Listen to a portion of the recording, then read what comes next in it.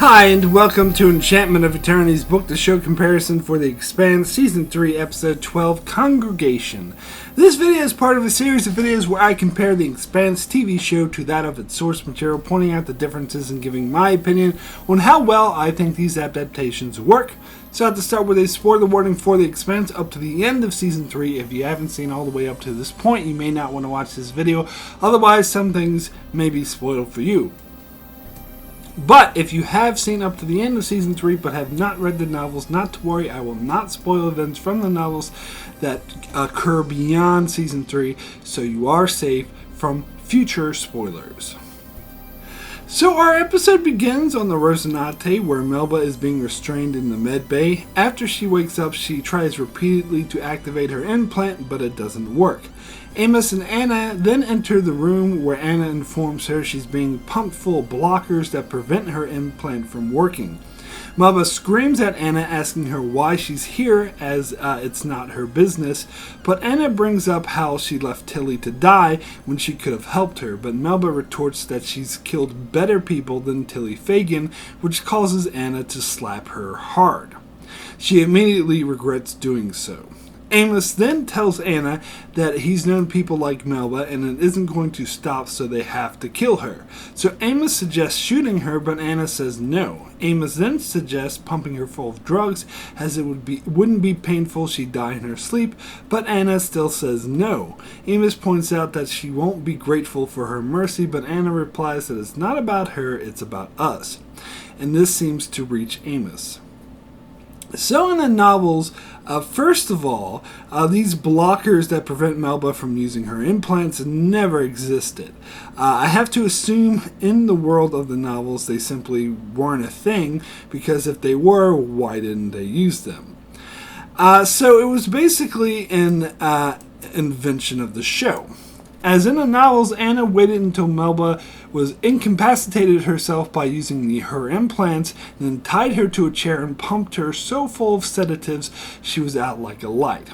She didn't wake up until she was in a holding cell on the Behemoth, where they kept her locked up and guns trained on her at all times. So we never got a scene like this where Anna and Amos interacted with her on the Rosinate. In fact, Amos and Alex didn't wake up from their injuries that they sustained during the Slow Zone incident until they were on the Behemoth as well. And Anna never smacked Melba like this, as in the book she didn't kill her friend, and Anna showed Melba nothing but compassion, which in my mind makes their relationship make more sense.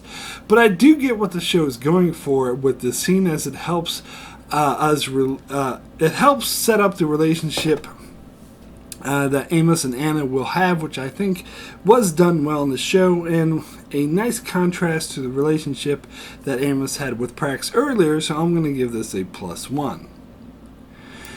Then we go to the command center, where Alex and Naomi are working on getting the Rosinate functional again, and they manage to get communication systems back online, but are still unable to send a message, but they can receive them, and they get the message of Astrid inviting everyone to the Behemoth to heal. They also see that the Martian skiff took Holden to the Behemoth, so Naomi is eager to find out what happened to Holden, and since they can't communicate with the Behemoth, she proposes going there. And she suggests that she take Anna back there, and Amos can go as well so he can escort the prisoner. So she tells Alex to stay there and hold down the fort, but Alex says no, that it's not going to work. When Naomi insists that she needs to find out what happened to Holden, he says that's fine, but he's not staying behind, as he just got his family back, so Naomi agrees that the whole team will go. So in the novels, Naomi, Alex, and Amos were all unconscious and recovering from the injuries after Melba attacked the ship, and none of them woke up until they were on the Behemoth. Anna was the only one awake on the Rosinate, which had lost power because Naomi had ejected the engine core to prevent Melba from destroying the ship. So Anna was alone on the Rosinate, freaking out when Bull called and offered assistance, which Anna was more than happy to receive, so he sent for them and brought them all to the Behemoth. But it is nicer to see Naomi and Alex come to this mutual decision. It was also great to see Naomi reunited with the Rossi crew and how much this meant to Alex, so I'm going to give this a +2. So then we go over to the Martian skiff, which is docked with the Behemoth, as the captain of the Susan interrogates Holden about what happened. But Holden insists that he's already told the other interrogator everything. When the captain presses further, Holden says that he's not saying another goddamn thing until he finds out what happened to his crew. So the captain leaves, and then Ashford enters and introduces himself. So Holden figures that they're docked with the Behemoth. Ashford asks for the same thing, but when Holden refuses, Ashford assures him that if he tells him what he knows, he'll see what he can do about getting him in touch with his crew. So Holden tells Ashford about Miller driving him to the station and of his vision that he saw of the civilization that built the protomolecule, destroying whole solar systems like it was nothing, and the danger that it poses to Earth. So in the novels, Ashford never met Holden, never talked with him like this. Ashford was already relieved of his command and being held under guard by the time Holden boarded the Behemoth. Also, when Holden came on board the Behemoth, he was met by then Captain Michio Pa, who immediately let Holden go, or at least gave him freedom of the ship, so he didn't continue to be held in a holding cell. He did tell his story to Michio Pa, who was a lot more receptive to it than Ashford was in the show, and she and Bull planned to implement his plan of disarmament. While I do think it was interesting seeing Ashford and Holden together, I think the situation of them believing Holden and letting him go is better than continuing to hold him prisoner, so I'm going to give this a -1. So Ashford comes out of the airlock where Captain Lucas, Bobby Draper, and her Marines and a number of Ashford men, including Diago, are waiting for him. And he immediately says that Holden is crazy as he thinks he's talking to a dead man. Bobby protests, saying that Holden isn't crazy because she saw that the place responded to him and was protecting him. Ashford then asks if Holden will help them escape, and Draper says he will if he can. Ashford then says it's safe to assume Holden isn't healthy, so they will hold him in a detention cell until further notice. Captain Lucas is okay with this and asks permission for her Marines to stay on board. Ashford says that all are welcome, but their weapons are not, so insists the Marines surrender their power armor. Draper refuses, but Captain Lucas overrides her, saying that in this place they're all on the same side, and the way to get out is through cooperation. So in the novels, the Martians didn't come on board the Behemoth willingly, as he went against their policy to surrender their own ship. Even though a majority of the survivors were wounded and already on the Behemoth, which left the skeleton crews on board their ship that couldn't possibly run it, and they were risking their own deaths. But if they left the ship, that would be considered surrendering by their superiors on Mars, and they would be court-martialed. So Bull found the way for them to save face by weaponizing the Behemoth's communication laser, not using it, but having the only weapon that worked in the slow zone allowed the Martians to save face with their superiors back home. So officially they surrendered to the Behemoth, but really they were seeking refuge there. When they came on board, Bull did order that they had to surrender all their weapons, including the power armor, even though he was already aware that he couldn't force them to surrender, but out of cooperation, they did give up their gear. I think I like the show's version better because I thought the whole surrendering thing with the Martians was a bit silly, although it will come into play later on, but it was great to get Draper's involvement and her going to bat for Holden, so I'm going to give this a +1. So then, over to the med bay, where Drummer is recovering from her injuries, and a doctor tells her that she's paralyzed from the chest down and she needs to go into a medical coma, but Drummer refuses, saying there's work to be done. When the doctor tries to insist, Drummer gets upset, saying that her people are dying, and yells at the doctor to leave. She then spots some mech equipment and wheels herself over to have a look at it. So her injuries are similar to the ones Bull sustained in the novels, and the situation with her refusing to go into a medical coma also mirrors Bull's situation. But there are several key differences here. First of all, in the novels, the conversation with Bull and his doctor about going into a coma was a lot more involved and wouldn't be solved simply by Bull yelling at the doctor to get out. There were several conversations over a long time that also involved Sam and her wanting Bull to go into a coma. And the real funny thing is about the show's version is Drummer refuses to go into a coma because she has work to do and then proceeds to do nothing for virtually the rest of the episode other than trying to build her mech suit. Whereas in the novels, Bull from his hospital bed did a lot, including spinning the drum, organizing for the UNN and MCRN ships to send their wounded there, coordinating the integration, and not to mention inciting a mutiny that put Micho Pa in command. Whereas in the show, Drummer seems completely shut out over all command decisions when she's still technically the captain, yet everyone on her crew all of a sudden acts like she doesn't exist, even Ashford, who was shown to be grateful to her for saving his life. This makes zero sense to me, so I'm going to give this a -5. So then we go to the command center of the Behemoth, where Ashford is conferring with Captain Lucas, coordinating the relief effort. As Lucas explains, coordinating with the UN is more difficult because their officer base was hit really hard. But Lucas leaves to continue the effort. Then Grigori approaches Ashford and complains that they are expending valuable resources helping the inners when they should be more worried about helping their own people. Ashford dismisses the idea, saying that they all need to work together, but Grigori then announces that they ran out of synthetic blood an hour ago. Ashford replies by saying, "Finally, some useful information." He then announces to the whole ship over the comms that all second shift personnel are to report to the medical base to donate blood. He then tells Grigori that this includes the two of them, but Grigori says that he's the captain, he doesn't need to do it, but Ashford retorts that he bleeds just as well as anyone else.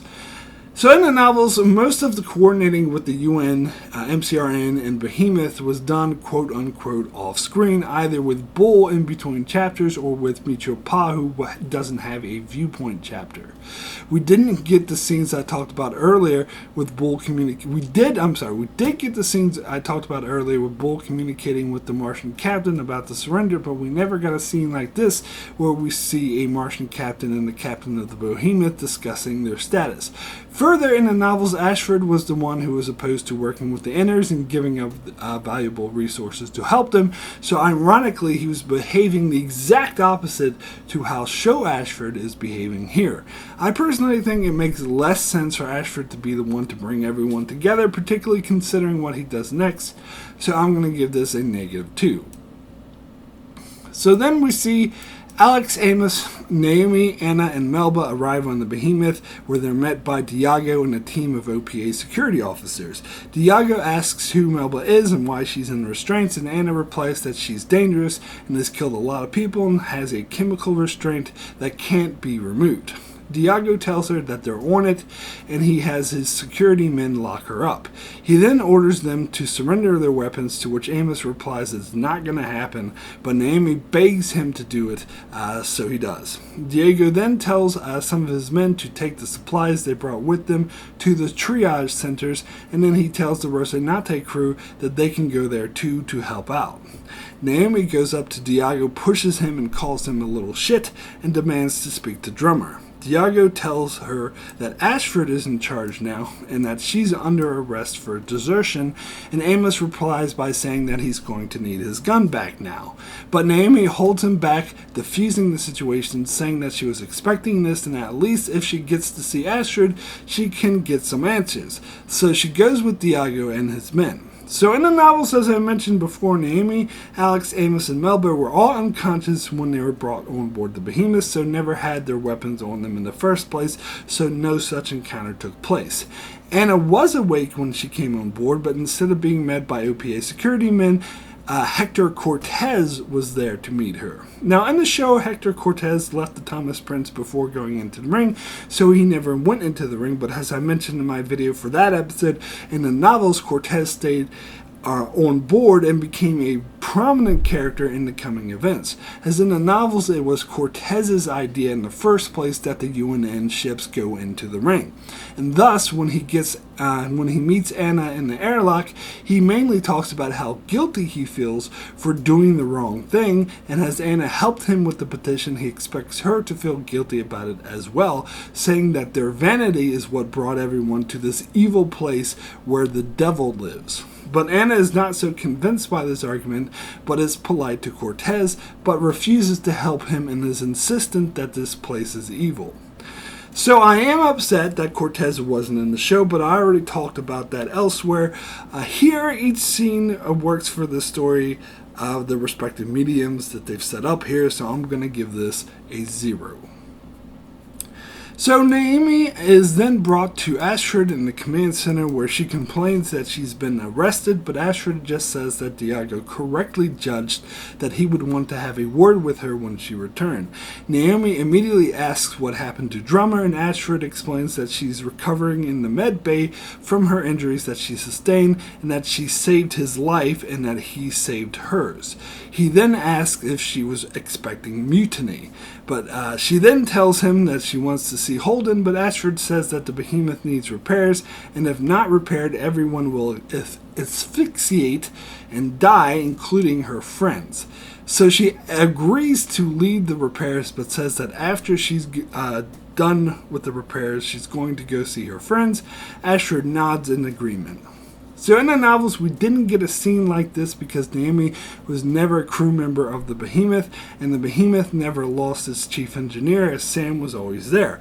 But I did kind of like how when Astrid asked Naomi if she was expecting a mutiny, that it was kind of a meta statement for those who read the novels, because in the novels there was a mutiny, well, several, which I'll get into those shortly, but in the show, they didn't have any mutiny, so it's kind of a meta way of saying that there will be no mutiny in the show. But of course it also works in character as well, as Naomi doesn't trust Ashford and may suspect that he mutinied against Drummer. But this scene works for the dynamic that the show established, so I'm going to give this a 0.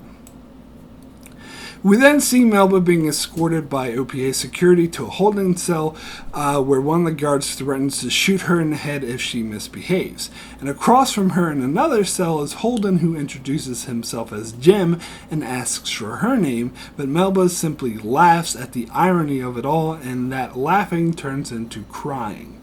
So in the novels, Holden was never put in a cell, so he was never in a cell next to Melba. In fact, the person who was in the cell next to Melba was Captain Ashford, who repeatedly tried to talk to Melba, but Melba completely ignored him. Instead, she was wrapped in her own thoughts of her failure, where she deeply started to regret everything that she did. Most prominent on her mind was killing Ren. This, unfortunately, as where the medium of the novels has the advantage over the visual medium of TV, as we could really get inside Melba's head and hear her thought process on how heavy the guilt weighed on her, which made her character development to come far more believable and more natural than this insane laugh that we get here. So I'm going to give this a -3. So we then follow Alex and Amos as they enter a triage unit where they see Earthers, Martians, and Belters all working together to heal the wounded, and Alex notes on how spectacular that is, but Amos seems more skeptical. They then notice on a monitor Monica Stewart is doing a broadcast update for all those in the slow zone, where she's updating everyone on what's happening on the Behemoth and relaying messages from Ashford and what would help in their relief effort. Amos simply boasts to Alex that he told him that she would make it. Alex then goes to find food, where Amos stays behind and finds Anna, who is looking after the wounded. Amos asks her if she's a doctor, and she says that she was a nurse and talks about the clinic that she runs. Amos asks why she does it, and she answers because it needs to be done, and that most of her life is just seeing what needs to be done and then trying to do it, and Amos says that his life is like that too. So in the novels, first off, Monica Stewart also did a broadcast on the Behemoth trying to alert everyone to what was going on, although the piece that we saw in the scene of the novels was her interviewing a famous philosopher on why they are here and what's going on. And Alex and Amos didn't visit a triage unit, they were recovering in one. When Holden arrived on the Behemoth, Anna went to find him and to ask him not to tell people about Clarissa and what she did. He didn't even know who Clarissa was, so Anna had to explain it to him. She escorted him to the triage unit where he was reunited with his crew. Amos, Alex, and Naomi were all really grateful to her for saving their lives, and Amos nicknamed her Red and said that they'll do anything to pay her back. But what she asked for was for them not to press charges against Melba because she would be executed. Holden was defiant and said no, she should be executed, but Naomi said that she was willing to let it go. And then Alex shamed Holden for being selfish because Naomi was the one who was nearly killed, or Holden just almost lost his girlfriend. Feeling humiliated, Holden agreed, but only because Naomi wanted to, and told Anna to keep Melba away from him, and told her under no circumstances did he forgive her. So again, the novels go into more depth and was a bit more interesting, although I do like the interactions between Amos and Anna, which are a bit deeper in the show. But I think overall in the novels version fleshes out the characters more, so I'm going to give this a -2. So then we go to Drummer, who is still working on building her mech suit when Naomi comes in for a visit and is shocked because nobody told her the extent of Drummer's injuries. Naomi says that she's sorry, but Drummer tells her not to. Naomi then helps her to build her mech and asks about Holden, as she feels Holden may know something that could help them get out of this situation, so asks for Drummer's help to see him. Drummer says that if Naomi helps her finish her mech suit, that she'll walk her down there herself, and Naomi agrees to this. So in the novels, we don't get a scene like this, as the characters are different, but Bull does get a mech suit that lets him become mobile and walk around, but Sam builds it for him and presents it to him as a gift. At first he complains that she wasted valuable time that she could have been spending repairing the ship, but she insists that it was important. And once he sees the mech and how hard everyone worked on it, he starts to cry, but Sam tells him none of that, and they get him loaded onto it. So in the show's version, I find it rather convenient that there just so happens to be mech equipment lying nearby where Drummer just happens to be. To be fair, it looks like they're keeping her in a storage unit rather than an actual med bay, but still, it's rather convenient that mech equipment just so happens to be nearby her, where I find it much more believable that an engineering team crafted it as a gift for Bull. So I'm going to give this a -4. Meanwhile, on the Thomas Prince, Cavord has asked his CO to run an experiment using the Behemoth's strong laser array to try to communicate through the ring, and he monitors the test as it fails. He then calls the Behemoth and talks to his CO and Ashford, suggesting that they run another test, that they take a skiff and set off an explosion with a nuclear bomb. He assures them that the explosion wouldn't pose a danger to either them or the station, but it could possibly disrupt the field that's keeping them trapped there. His CO thinks it's a big risk, so Cavord asks Ashford directly, who agrees to it, saying that the situation calls for risk. So as I mentioned in the previous video, Cavord wasn't in the novels and we never got scenes like this. It's possible they could have tried to use the comm laser to communicate, but we never actually got a scene like that. As I mentioned earlier, the comm laser was actually weaponized in order to give the Martians an excuse for surrendering to the Behemoth. I don't really see these scenes as necessary or adding anything to the story, where there are plenty of scenes from the novels that they left that do add a lot to the story, so I'm going to give this a -1. So we go back to the triage unit where Alex is trying to get painkillers for an injured man. The doctor says that he needs to go out and find them, and if he finds some painkillers, he can go ahead and give the injured man some. Meanwhile, Amos goes to find Anna, who's sitting with the man who has already died, and asks if she wants to go get some food, but Anna says that she'll stay there for a while. Amos then points out that the man is dead, but Anna says that she knows. So in the novels, Anna doesn't have any experience as a nurse, nor does she run a clinic, so she never helps out in the triage unit. We do get a scene of her going to Chris, the founding member of her little group, and he updates her on who in her group has died, which upsets her greatly. Chris suggests that she run a mixed service while they're there, and at first she's confused what he means by mixed service until she realizes he's referring to mixed between Earthers, Martians, and Belters, and she thinks it's a good idea. So she runs the service, but she makes her sermon about how there's no such thing as mixed services, as they are all God's children, and Earthers, Belters, and Martians all intermix afterwards and join together and hug each other, and they show their appreciation to Anna and appreciate her words. So again, I do appreciate the show is building a stronger rapport between Amos and Anna, but I think seeing Anna actually do her job as a pastor and do something as important as bringing all the different people together in harmony is much more important to the story overall. In the show, they call Anna pastor or call her preacher a lot, but rarely do we actually see her function in that capacity, whereas in the novels, that's mainly what she does. So I'm going to give this a -4. We then go to Melba in her cell. When Anna comes to visit her.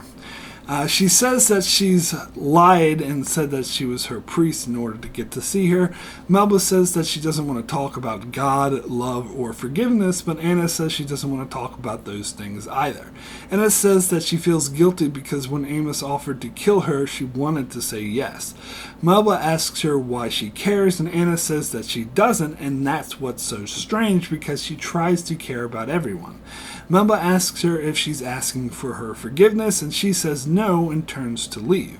Melba yells at her, calling her a coward, saying that she should have let Amos kill her, but Anna replies that she doesn't get the easy way out and leaves.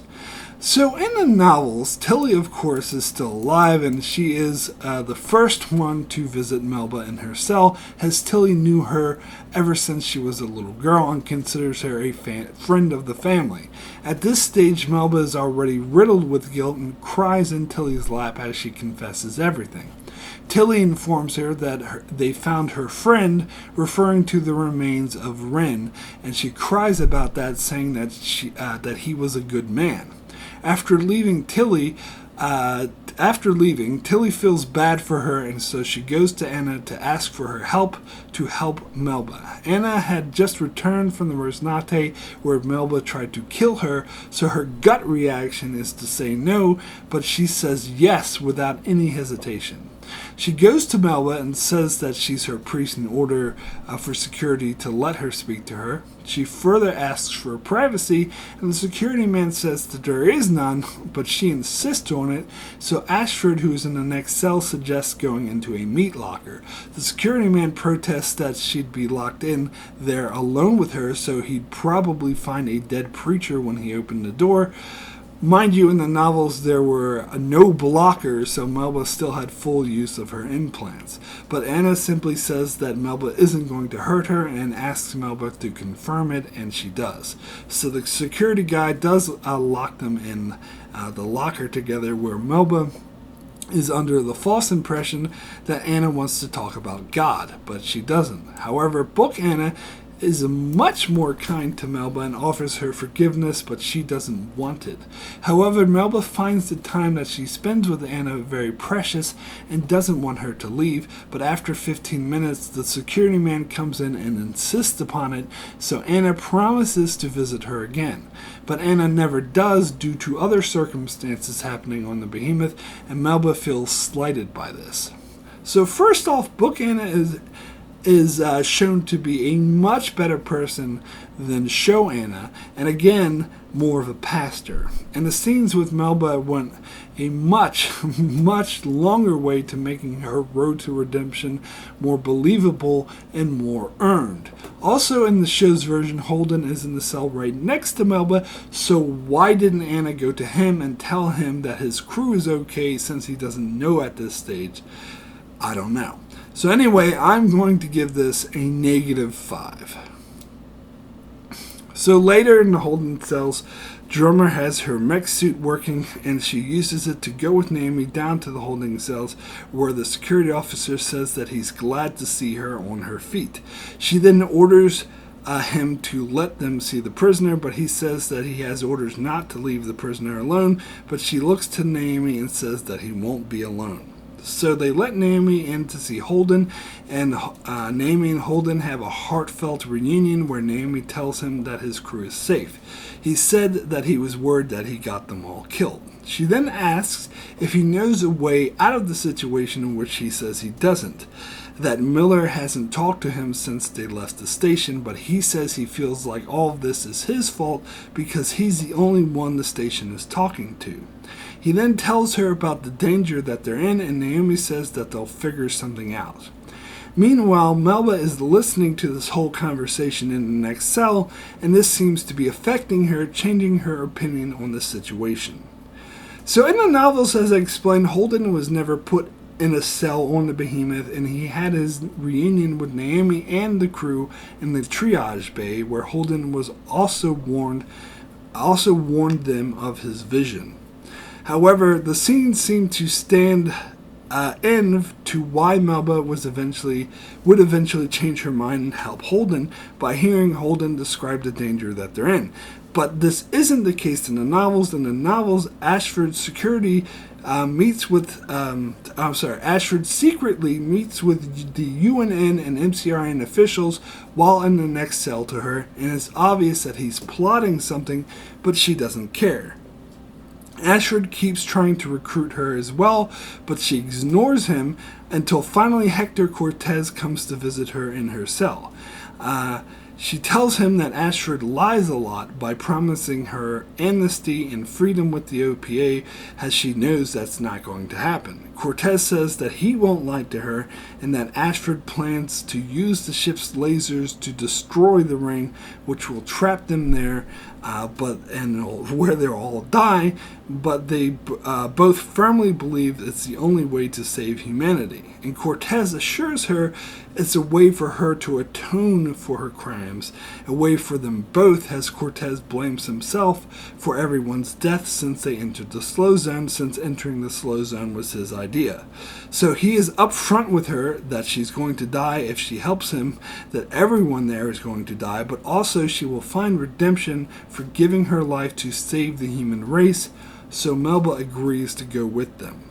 So the reunion with Holden and Amy was more heartfelt than it was in the books, but the attempt to tie this into Melba's redemption arc was extremely weak, much weaker than the novels, which made her redemption much more believable, so I'm going to give this a -4.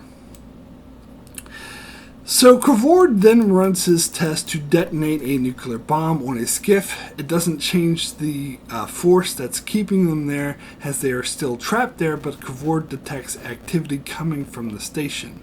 Later, he deduces it's building up to something like a detonation pointed at the ring. Later, Ashford meets with the UNN commander and the MCRN captain to discuss the matter. He brings up the fact that Holden had told him that he had a vision of the station destroying whole solar systems like cauterizing a wound, and he proposes when they detonated the bomb, they became the threat to the station, and that the station is planning on destroying their entire solar system.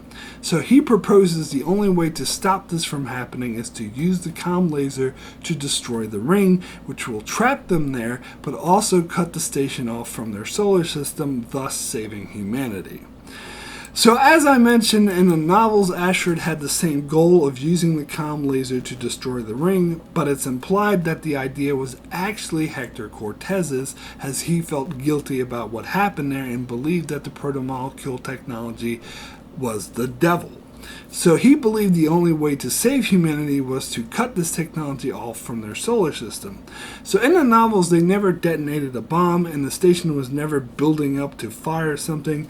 I suspect that the TV show added this to have a ticking clock element, but that wasn't really necessary because in the novels, the ticking clock was Ashford's plan to destroy the ring, because as soon as he did that, the station would destroy all of humanity. In other words, he would be causing the same tragedy that he was trying to prevent. Also in the novels, Ashford's motivation for doing so had more to do with his vanity, and he went along with Cortez so that he could regain control of the ship and appear to be the hero that saved humanity.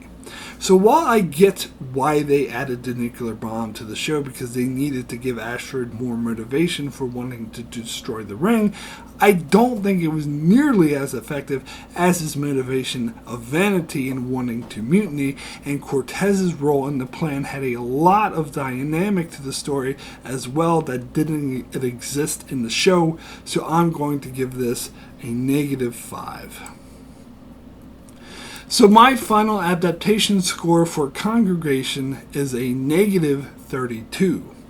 Now, I think this is the lowest score I've ever given an episode, but again, I don't hate this episode. I actually like it, but it is a pale comparison to what the novels did with this story. The main issue being it was too rushed, as they tried to cram half of a novel into 2 episodes, and they cut out my favorite part of my favorite book, and that is the mutiny storyline involving Ashford and Bull. And also cutting Father Cortez from this part of the story did also seriously hurt the show. So, an okay episode, but the novel's version of this story was amazing. So that's it for my book-to-show comparison for The Expanse Season 3, Episode 12. I'll be back with my book-to-show comparison for the finale in just a few days, so keep an eye out for that. Also keep an eye on my channel as I do many more videos on The Expanse, as well as videos on other shows like Star Trek, Lost, and more. So be sure to subscribe so you can keep up with all of that. And thanks a lot for watching.